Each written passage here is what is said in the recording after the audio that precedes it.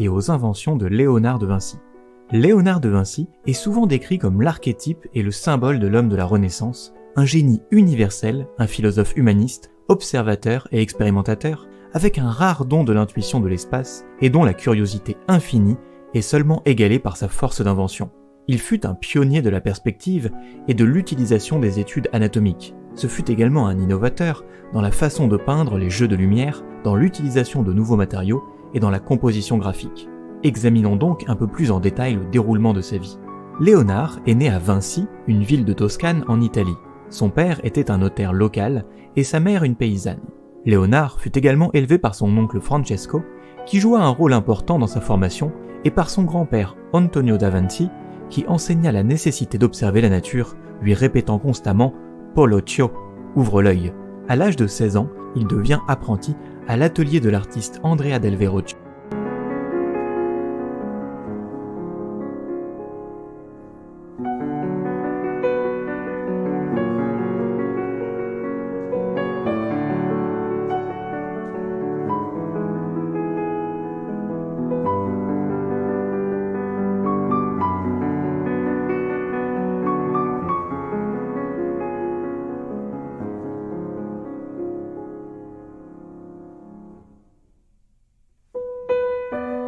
À Florence, où ses talents transparaissent. Il obtient alors son diplôme de maître à l'âge de 20 ans et travaille à Florence, puis à Milan, où il a créé des peintures emblématiques telles que l'Adoration des Mages, la Vierge au Rocher et la Seine. Car c'est d'abord comme peintre que Léonard de Vinci est reconnu. Deux de ses œuvres, la Joconde et la Seine, sont des peintures mondialement célèbres, souvent copiées et parodiées, et son dessin de l'homme de Vitruve est également repris dans de nombreux travaux dérivés. Malheureusement, seule une quinzaine de ces tableaux sont parvenus jusqu'à nous. Ce petit nombre est notamment dû aux expérimentations constantes et parfois désastreuses de nouvelles techniques. Néanmoins, ces quelques œuvres, jointes à ces carnets contenant plus de 6000 pages, dessins, documents scientifiques et réflexions sur la nature de la peinture, qui sont rassemblés en 10 codex pour la plupart publiés au XIXe siècle, sont un véritable legs pour les générations d'artistes qui lui ont succédé. Léonard eut la chance d'appliquer certaines de ses connaissances scientifiques lorsqu'il travailla comme ingénieur et architecte militaire pour deux ducs de Milan de 1485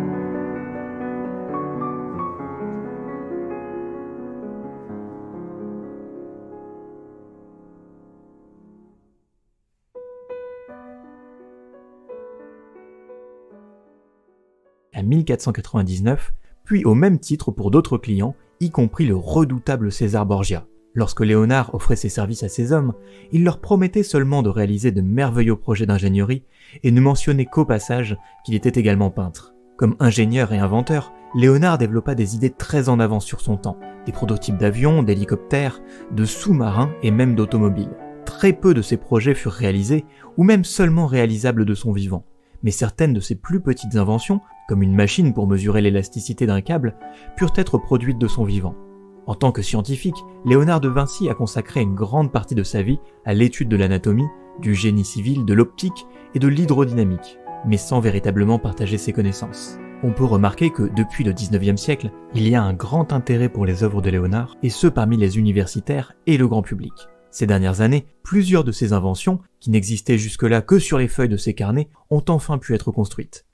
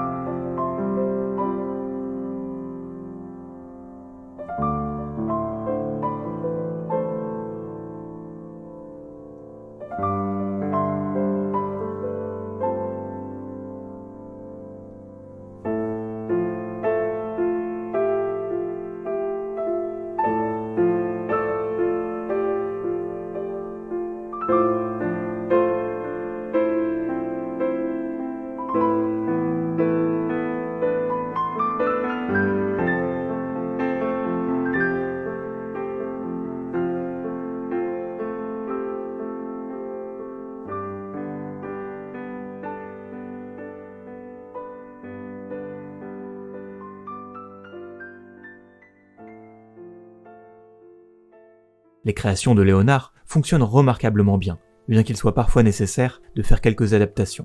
On peut remarquer que Léonard de Vinci vécut à une époque particulièrement mouvementée en Italie. En effet, l'Italie telle qu'elle existe aujourd'hui n'existait pas alors, mais elle était en grande partie un ensemble de villes et d'États fréquemment en guerre. En outre, il y avait des menaces et des prises de contrôle constantes de la part des Français et des Espagnols. Les plus riches faisaient tout pour protéger leurs richesses, leur statut et leur territoire. Alors, quand Léonard suggéra qu'il était capable de construire des armes et des systèmes de défense terrifiants, il trouva de nombreux partisans volontaires. Il est pourtant ironique que Léonard ait produit des projets aussi violents, puisqu'il était un pacifiste engagé. C'est peut-être la raison pour laquelle, dans certains cas, il semble avoir délibérément introduit des défauts dans ses conceptions ou dissimulé des informations cruciales, ce qui les empêchait de fonctionner. Enfin, en 1513, Léonard rencontra le roi de France, François Ier, après la conquête de Milan par le roi. François Ier chargea Léonard de lui faire un automate ayant la forme